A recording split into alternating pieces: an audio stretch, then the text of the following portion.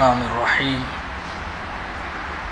نحمده ونستعينه ونستغفره ونؤمن به ونتوكل عليه ونعوذ بالله من شرور أنفسنا ومن سيئات أعمالنا من يهده الله فلا مضل له ومن يضلله فلا هادي له ونشهد أن لا إله إلا الله وحده لا شريك له ونشهد أن سيدنا ومولانا محمدا عبده ورسوله صلى الله عليه وعلى آله وأصحابه ومن اقتدى بهديه إلى يوم الدين أما بعد فأعوذ بالله من الشيطان الرجيم للرجال نصيب مما ترك الوالدان والأقربون وللنساء نصيب مما ترك الوالدان والأقربون مما قل منه أو كثر نصيبا مفروضا صدق اللہ العظیم۔ محترم برادران اسلام، میراث اور گھریلو جھگڑے یہ ایک عنوان ہے جس کے ماتحت مجھے آپ کے سامنے کچھ باتیں عرض کرنی ہیں، اس مضمون پر کچھ باتیں عرض کرنی ہیں۔ میراث کا مضمون، میراث کے مسائل، ترکے کے مسائل، معاشرتی زندگی اور اجتماعی جو نظام ہے انسانوں کا، سماجی معاملات میں، سماجی مسائل میں میراث کا مسئلہ سب سے زیادہ اہم ہے۔ اس کی اہمیت کا اندازہ ہم سورہ نساء کی ابتدائی آیات سے لگا سکتے ہیں۔ بہت تفصیل کے ساتھ اللہ تعالیٰ نے میراث کے احکام بیان فرمائے ہیں، اتنی تفصیل کے ساتھ کہ انسانوں کے لیے اس میں اللہ تعالیٰ نے اجتہاد کی اور رائے زنی کی کوئی گنجائش ہی نہیں رکھی۔ میراث کا مال کیا ہوگا، اس کے حقدار کون کون ہوں گے، کتنے کتنے حصے کے حقدار ہوں گے، اللہ تعالیٰ نے سب بیان کر دیا۔ کچھ باقی نہیں چھوڑا ہمارے لیے کہ ہم اپنے طور پر کچھ طے کریں۔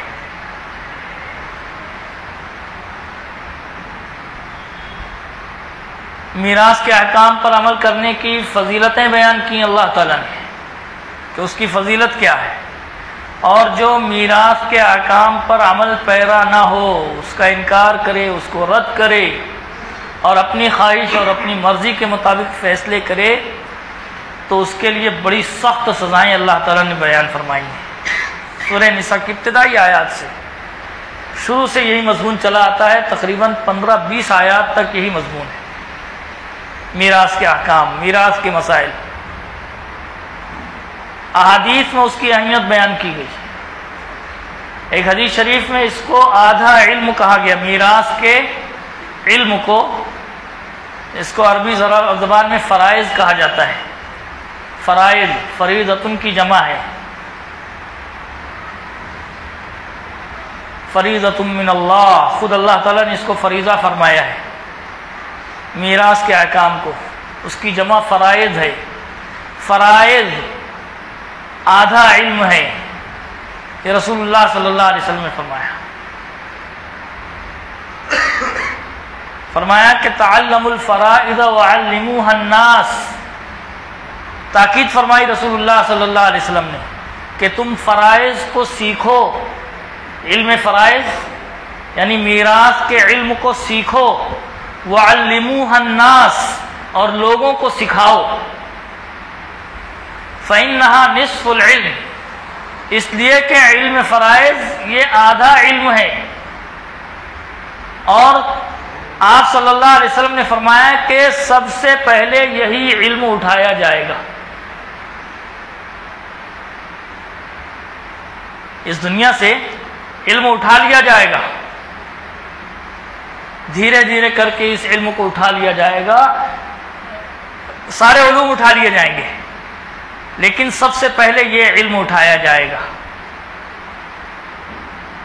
علم میراث رسول اللہ صلی اللہ علیہ وسلم نے فرمایا کہ یہاں تک کہ ایک وقت ایسا آئے گا جب دو لوگ میراث کے مسئلے میں جھگڑا کر رہے ہوں گے اور کوئی آدمی ان کو ایسا نہیں ملے گا جو ان کا مسئلہ حل کر دے.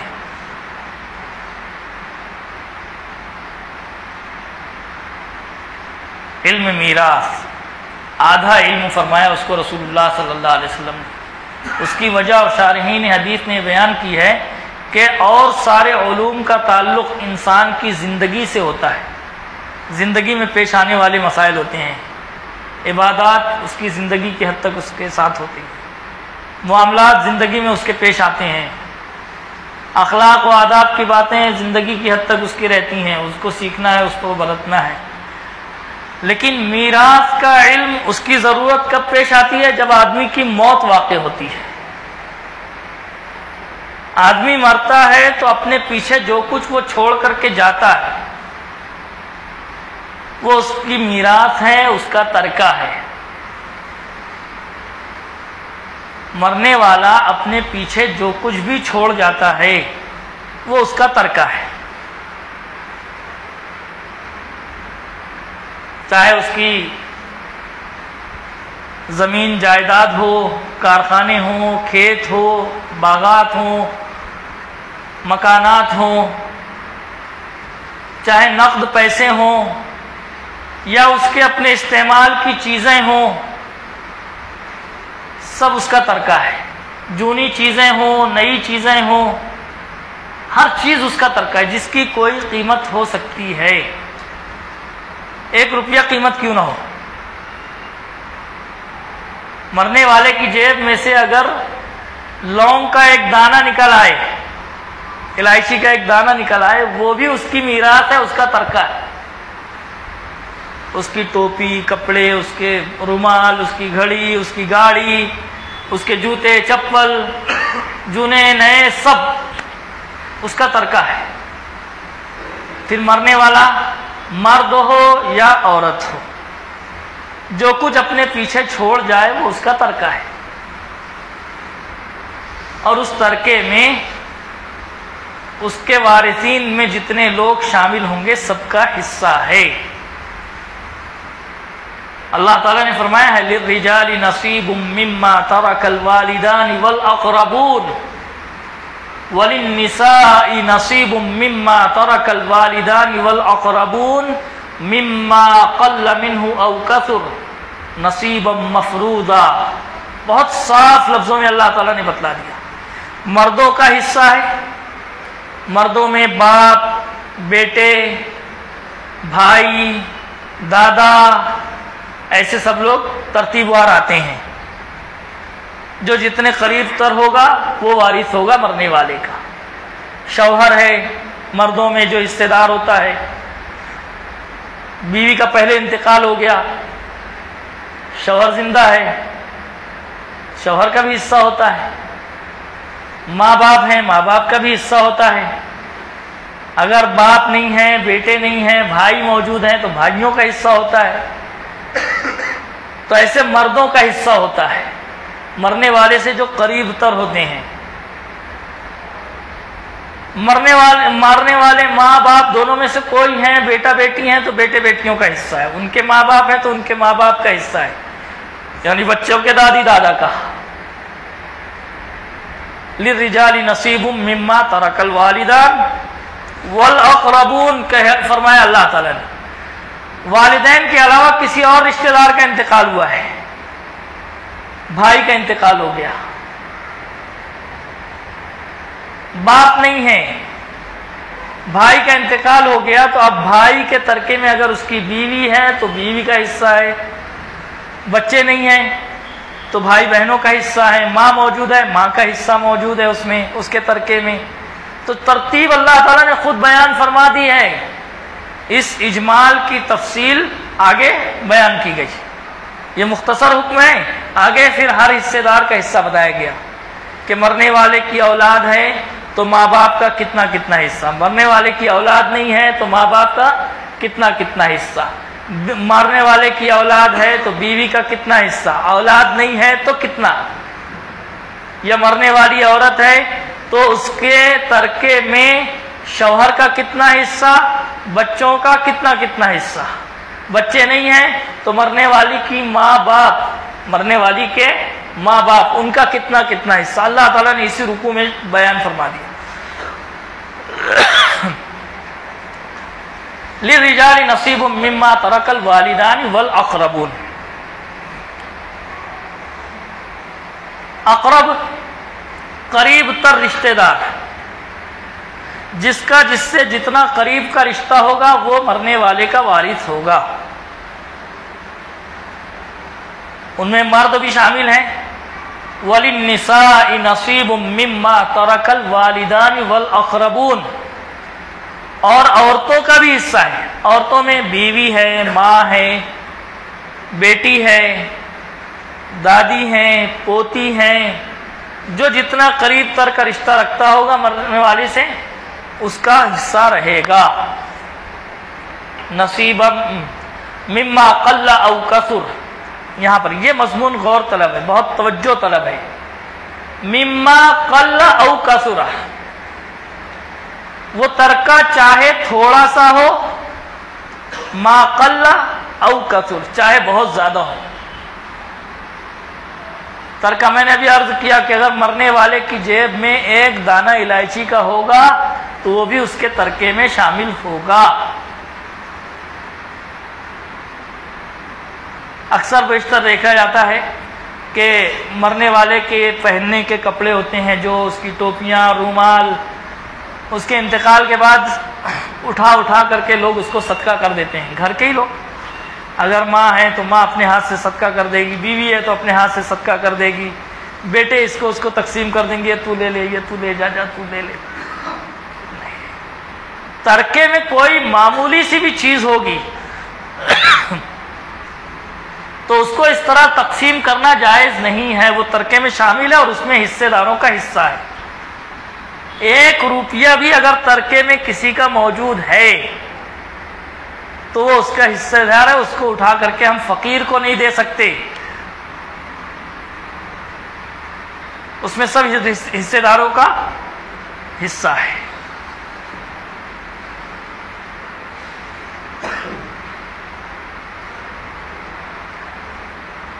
کتنا عام مسئلہ ہے یہ، سمجھ لیجیے. اللہ تعالیٰ نے کتنے صاف الفاظ میں فرما دیا، مما قل منہ او کثر. ترکے میں چاہے تھوڑی سی چیز ہو چاہے زیادہ چیز ہو، وہ ترکہ ہے، اس میں سب کا حصہ ہے.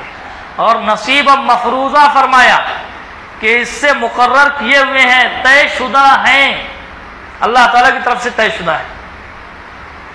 اب جس کا جتنا حصہ ترکے میں طے ہے، جب تک ترکہ تقسیم نہیں ہو جاتا اس وقت تک ہر وارث اس میں اپنے حصے کے بقدر کا مالک ہے، اور وہ ترکہ سب کا مشترکہ مال ہے. اس میں آٹومیٹک سب جو ہے شریک ہو گئے، سب پارٹنر بن گئے. اگر مرنے والے نے اپنے پیچھے ایک ٹوپی چھوڑی ہے جو پہنتا تھا، وہ استعمال کرتا تھا، پرانی ٹوپی تھی، لیکن مرنے کے وقت اس کی ملکیت میں یہ موجود تھی، تو اب یہ ٹوپی تمام وارثین کی مشترکہ ملکیت ہو گئی. اب کسی ایک وارث کو، 2 وارث کو اجازت نہیں کہ وہ یہ ٹوپی کسی کو دے دے، یہ تم لے لو. کیوں؟ اس کے مالک تمام وارثین ہو گئے. مرنے والے کے جتنے وارث ہیں سب اس کے مالک ہو گئے. اس ایک مثال سے ہم سمجھ سکتے ہیں کہ اب مرنے والے کے ترکے میں جو کچھ بھی ہے، مکان ہے، کارخانہ ہے، زمین ہے، کھیتی ہے، باغات ہیں، دکان ہے، جو کچھ بھی ہے،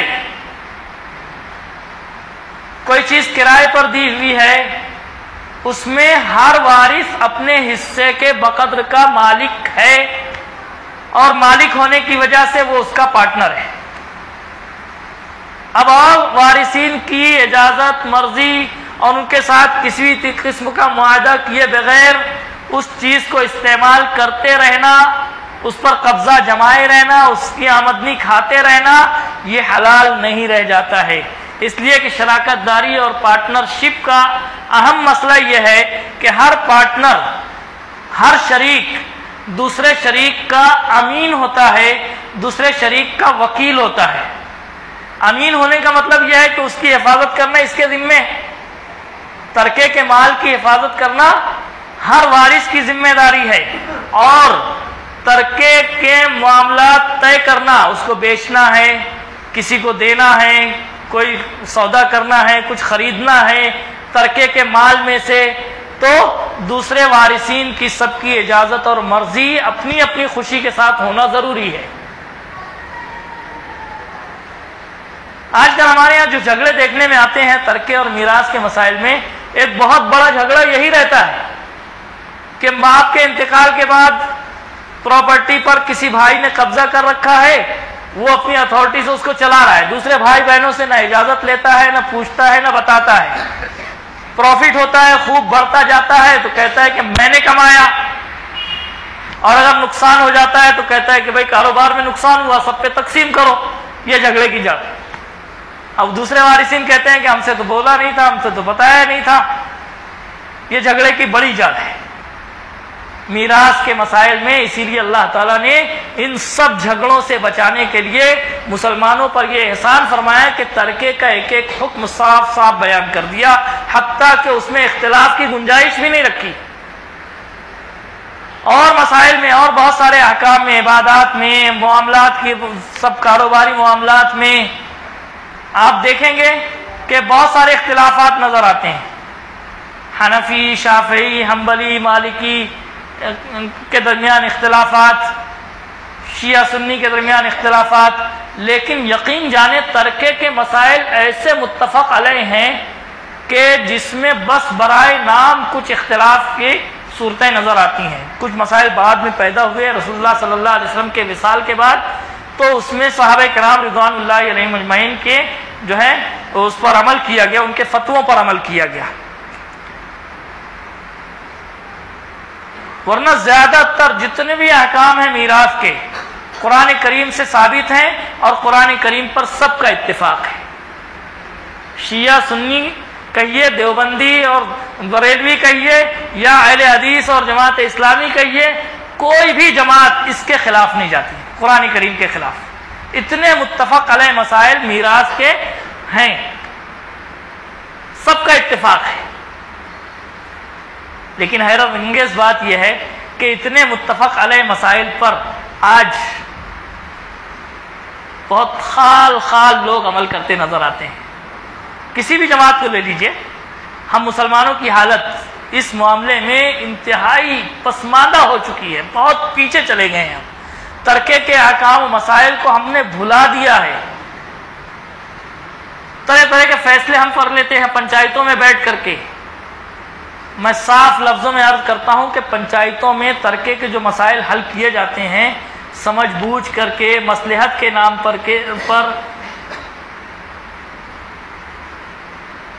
سب غلط ہوتے ہیں. قرآن کریم کی مخالفت ہوتی ہے، جھگڑے باقی رہتے ہیں، حل نہیں ہوتا مسئلہ.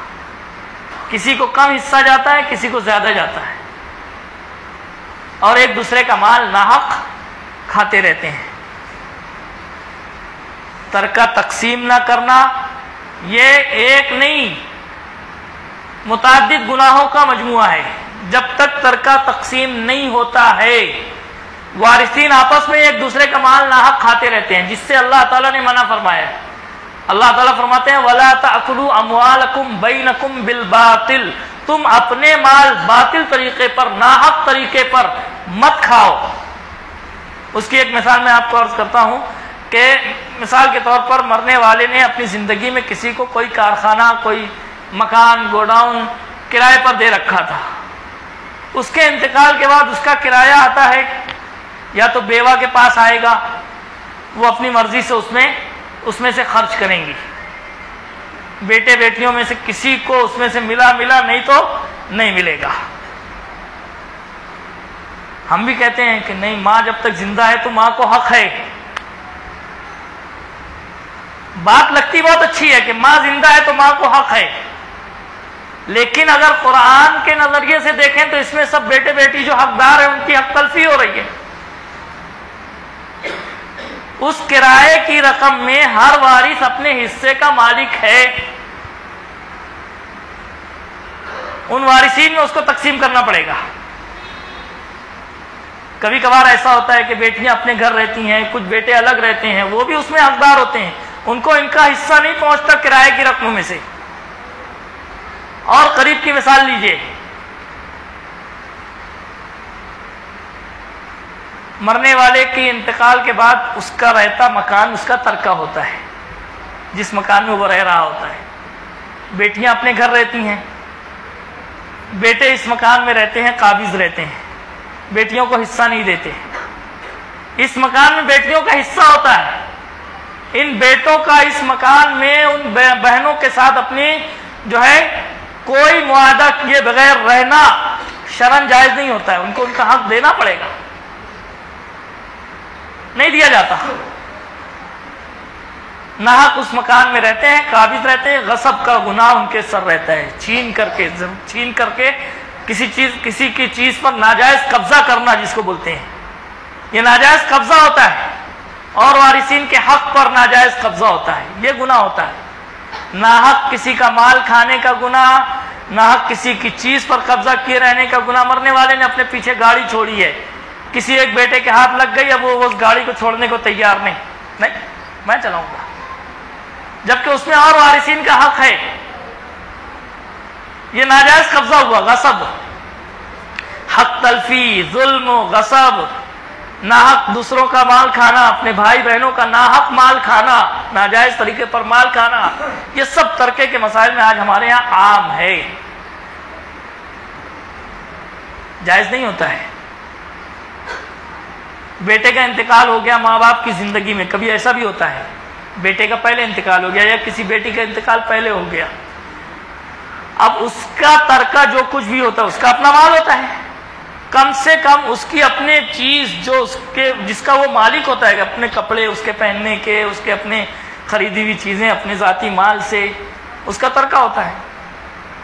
اس کے بچے چھوٹے چھوٹے ہوتے ہیں، لیکن جب دیکھتے ہیں کہ اب اس کا تو انتقال ہو گیا تو بھائی بہن آپس میں اس کی چیزیں بانٹ لیتے ہیں، کچھ چیزیں اس کی بیوی بچوں کے ہاتھ لگتی ہیں جس میں وہ خوش، جبکہ اس میں حق ہوتا ہے مرنے والے کے ماں باپ کا۔ جس بیٹے کا یا بیٹی کا ماں باپ کی زندگی میں انتقال ہو گیا تو اس کے ترکے میں اس کے ماں باپ کا حصہ ہوتا ہے، بیوی کا اور بچوں کا حصہ ہوتا ہے، بھائی بہنوں کا حصہ نہیں ہوتا، لیکن بھائی بہن اس کی چیزیں استعمال کر لیتے ہیں، ناجائز ہے، حق تلفی ہے، گناہ ہے، چوری ہے، یہ خیانت ہے۔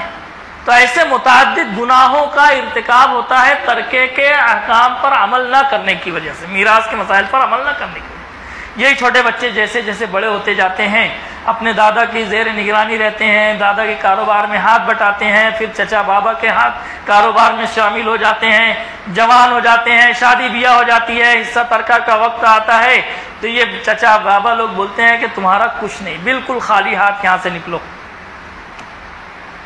اب دارالفتہ کے چکر لگنے شروع ہوتے ہیں۔ دارالفتہ سے کیا جواب ملے گا؟ کوئی مفتی اپنی رائے سے فتویٰ نہیں دیتا، وہ قرآن سے فتویٰ دے گا۔ وہاں الزام اسلام پر آتا ہے، وہاں الزام قرآن پر آتا ہے، اسلامی قانون کو ظالمانہ قانون قرار دیا جاتا ہے، نعوذ باللہ۔ اپنی غلطی کو درست کرنے کی بجائے الزام،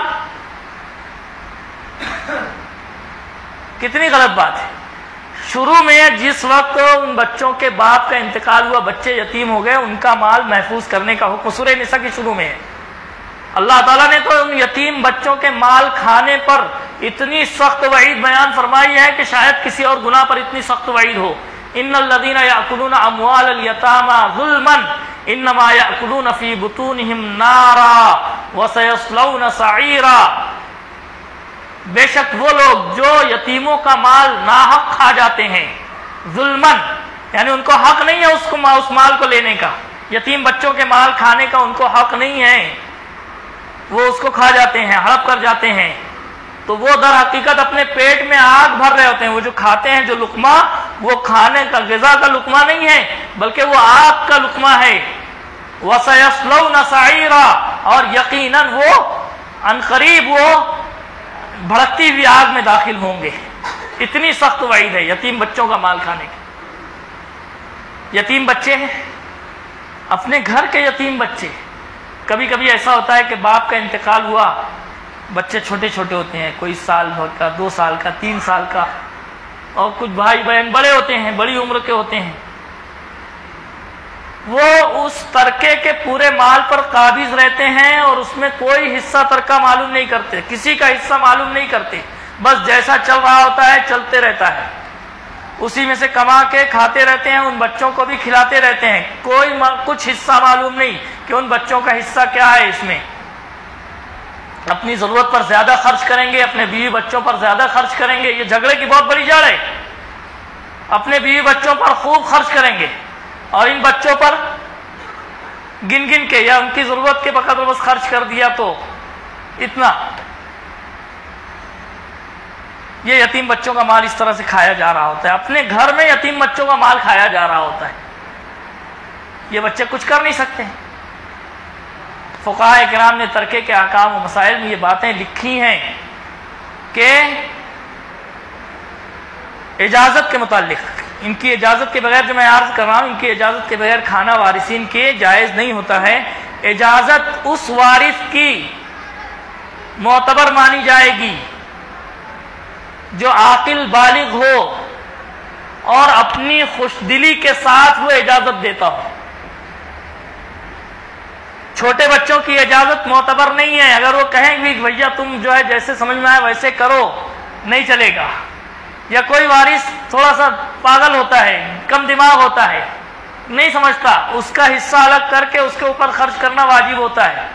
اس کی اگر اجازت بھی رہی کہ نہیں تم تمہارے حساب سے کرو تو اجازت کافی نہیں ہوتی ہے. عاقل بالغ ہونا چاہیے اور اپنی اپنی خوش دلی کے ساتھ بغیر کسی دباؤ کے اجازت حاصل ہونی چاہیے. ترکے کے مسائل میں تب کسی وارث کے حصے کو ہم استعمال کر سکتے ہیں، اس کی جگہ پر رہ سکتے ہیں، اس کے حصے میں سے اپنے کچھ کھا سکتے ہیں یا کچھ صدقہ خیرات کر سکتے ہیں. اگر خوش دلی نہیں ہے یا عاقل بالغ نہیں ہے تو اجازت نہیں اس میں سے کچھ صدقہ کرنے کی. لوگ حج کرتے ہیں، عمرے کرتے ہیں اور خوب صدقہ خیرات کرتے ہیں، دعوتیں کرتے ہیں، ہدیے تحفے لینا دینا خوب کرتے ہیں اور وارثین کی اجازت ہی نہیں ہوتی ہے. فساد ہے، یہ بہت بڑا بگاڑ ہے معاشرے کا. حلال حرام سب ایک ہو جاتا ہے اس میں. متعدد گناہوں کے ہم مرتکب ہوتے ہیں. میراث کے احکام بہت اہم ہیں، بہت اہم ہیں. اللہ تعالیٰ نے اس کے متعلق اتنی تفصیل کے ساتھ احکام بیان فرمائے ہیں، اس کو پڑھنے کی ضرورت ہے. یہ 1-2 مجلس کافی نہیں ہے اس کے لیے، اس کو سیکھنے کی ضرورت ہے. رسول اللہ صلی اللہ علیہ وسلم نے فرمایا کہ اس کو سیکھو. تعلموا الفرائض وعلموها الناس، اور لوگوں کو سکھاؤ. اللہ تعالیٰ جزائے خیر دے. ہمارے مولانا عارف صاحب کے ذہن میں یہ مضمون آیا ہے. میں تو چاہتا ہوں کہ پورے شہر میں اس مضمون کو خوب عام کیا جائے، جگہ جگہ اس پر بیان ہو. بہت جزائے خیر دیں اللہ تعالیٰ. اتنی غفلت عام ہے اس میں. تو اولاً تو ترکہ تقسیم کرنے کو ہی معیوب سمجھا جاتا ہے، جبکہ ترکہ تقسیم کرنے میں تاخیر گناہ ہے. دیر کرنا اس میں گناہ ہے، تاخیر نہیں کی جا سکتی.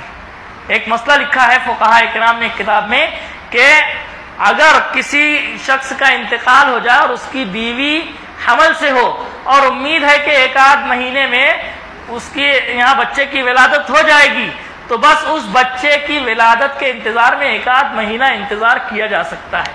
اگر ایسی کوئی کنڈیشن صورت نہ ہو تو اتنا بھی انتظار کرنے کی ضرورت نہیں. آج ترکہ تقسیم کرو. 1 مہینے سے زیادہ وقت لگ رہا ہے، پیٹ میں اگر بچہ ہے تو اس بچے کو 1 مرتبہ لڑکا مان کر 1 مرتبہ لڑکی مان کر کے حصہ کر دیا جائے. اس کی ترتیب جو ہے فقہاء کرام نے بیان کی اور دارالفتہ سے معلوم کی جا سکتی ہے. 1 مہینے سے زیادہ عرصہ اگر بچے کی ولادت میں ہے تو بھی انتظار نہیں کیا جائے گا. 1 مہینہ بہت ہو گیا انتظار کو ترکے کی تقسیم میں. بس یہ مسئلہ کتاب میں لکھا ہوا ہے جو میں آپ کے سامنے عرض کر رہا ہوں. یہ جو اپنے یہاں چلتا ہے کہ انتقال ہو گیا اس کے بعد 10 سال 20 سال 25-50 سال، مالیگاؤں کی مثال ہے، 50 سال ہو گئے ہیں ترکہ تقسیم نہیں کرتے. اتنے دن تک سب ایک دوسرے کا مال ہڑپ کرتے رہتے ہیں ناحق طریقے پہ. ان کی نسلیں ہڑپ کرتی رہتی ہیں. حلال حرام کی پرواہ نہیں ہوتی. ترکے کی تقسیم کے متعلق اللہ تعالیٰ نے خود ترتیب بیان فرما دی کہ مرنے والا اپنے پیچھے جب کوئی ترکہ چھوڑ جائے تو سب سے پہلے اس ترکے سے اس کی تجہیز و تکفین کی جائے گی مرنے والے کی. اس میں بھی کچھ تفصیلی احکام ہیں، وہ دارالفتہ سے معلوم کیے جائیں. پہلے مرنے والے کی تجہیز و تکفین، اس کے کفن دفن میں جو خرچ آئے گا وہ کیا جائے گا. چاہے اس کا پورا ترکہ اس میں خرچ ہو جائے، پرواہ نہیں کی جائے گی، بچایا نہیں جائے گا. 100 روپیہ اس نے چھوڑا ہے، 100 روپیہ اس کی تجہیز تکفین میں خرچ ہو گیا، ختم، بات ختم.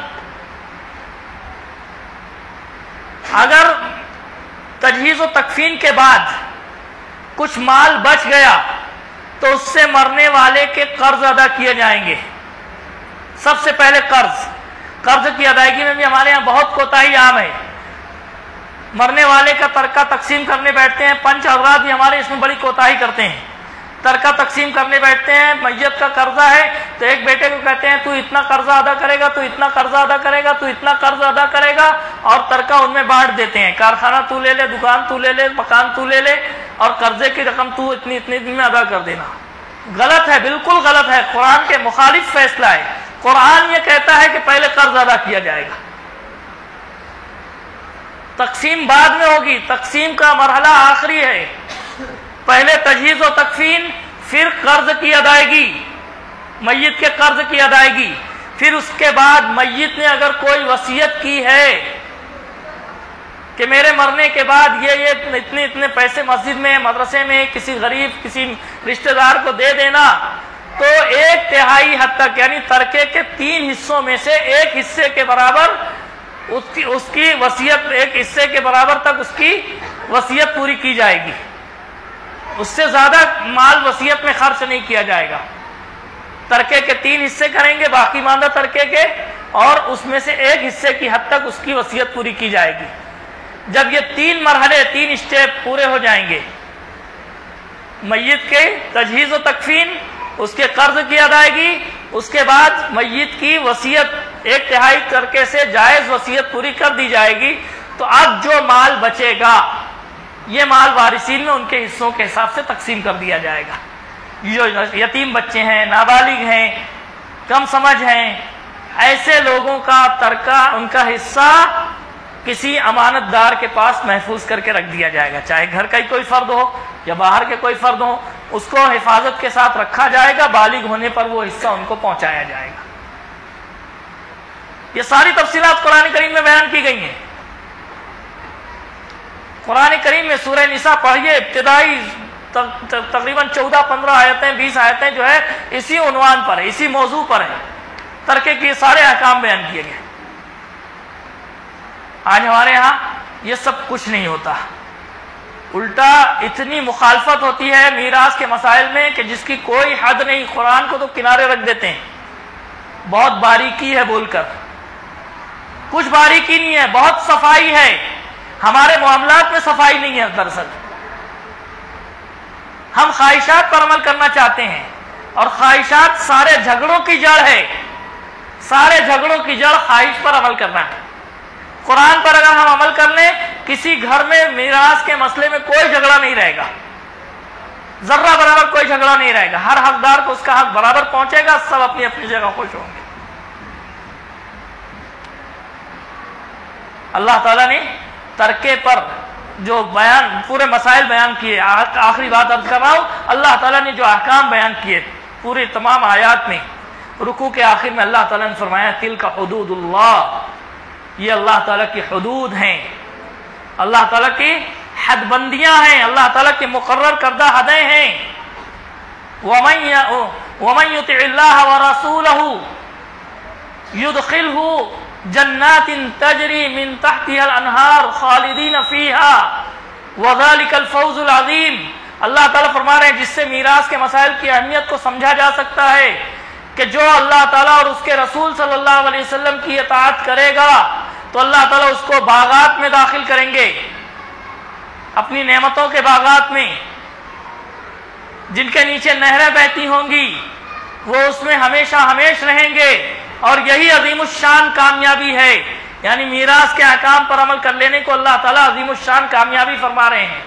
اس کے مقابلے میں آگے فرماتے ہیں وَمَن يَعْصِ اللَّهَ وَرَسُولَهُ وَيَتَعَدَّ حُدُودَهُ.